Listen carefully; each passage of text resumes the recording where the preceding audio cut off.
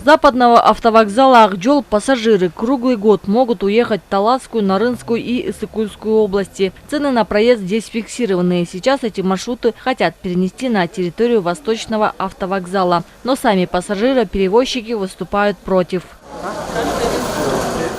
Эгемберди Бекбоев на протяжении 20 лет перевозит граждан по маршруту Бишкек-Покровка. Он заявляет, что на этом автовокзале созданы комфортные условия как для пассажиров, так и для водителей. Работаем, все отлично. Были изменения очень хорошие. Вот сейчас все условия здесь, все условия созданы, все. И, в общем, в принципе, все нормально. Очень большая ответственность, потому что вот люди, 18 человек сидит, у каждого свои мнения, свои капризы, как говорится. Вот всем терпим, и относимся вежливо, не ругаемся. И хорошо.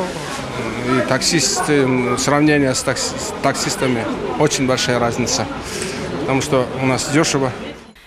Акжол имеет 14 маршрутов. К установленным условиям относится онлайн-покупка билетов, контроль движения микроавтобуса диспетчером. Кроме того, уже более 20 лет пассажиры привыкли уезжать из этой локации. Они не могут перейти, потому что этот автовокзал они построили своими руками. Где выделяли, отрывали от себя деньги. Я тоже, как инвестор, конечно, выделял деньги, то есть израсходовал деньги, и они израсходовали. Таким образом, мы сами себе создали рабочее место. Сегодня делаем то, что сегодня осуществляем перевозку пассажиров, это на основании законов и правил перевозки пассажиров и на основе контракта, а также по постановлению Бишкекского городского генерала, где определено, что конечным пунктом автовокзал считается Акжол и через проспект Чуек-Джолу, Молодая гвардия и Побежная. То есть мы по городу не едем, понимаете? Мы не мешаем никому. Наша работа, наши действия – это защита законных прав и интересов своих перевозчиков. То, что мы сами создали, понимаете? Поэтому мы готовы на все, будем здесь работать.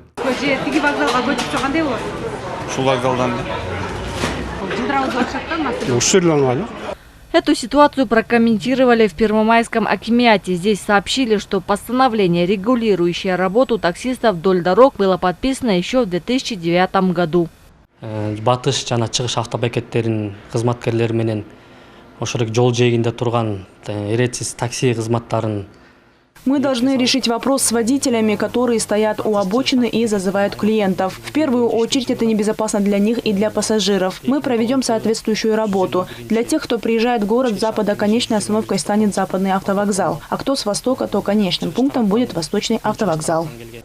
Что касается западного автовокзала, то он может обслужить в сутки 14 тысяч пассажиров. Но на самом деле здесь проходит около 2000 пассажиров. Первый зам генерального директора госпредприятия Кыргыз-Автобекеты говорит, что отправление пассажиров через автовокзал обеспечивает их безопасность. Автобекеттер аркылуу кетсе, ар бир айдоочунун каптамга чыгаар алдында. Пассажирские перевозки должны быть законными. На автовокзале проверяют состояние здоровья каждого водителя, выезжающего на рейс, техсостояние транспорта. Здесь установлены правила труда и отдыха водителей. Все по протоколу. Ну а частники, которые стоят на обочине и зазывают клиентов, часто нарушают эти правила. Ведь если есть клиент, то они снова выезжают на дорогу, игнорируя общепринятые правила отдыха и сна. А это чревато страшными последствиями и ДТП.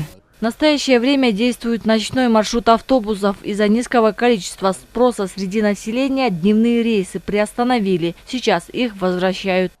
Чебек Исакова, Бекзат Машрапов, ЛТР, Бишкек.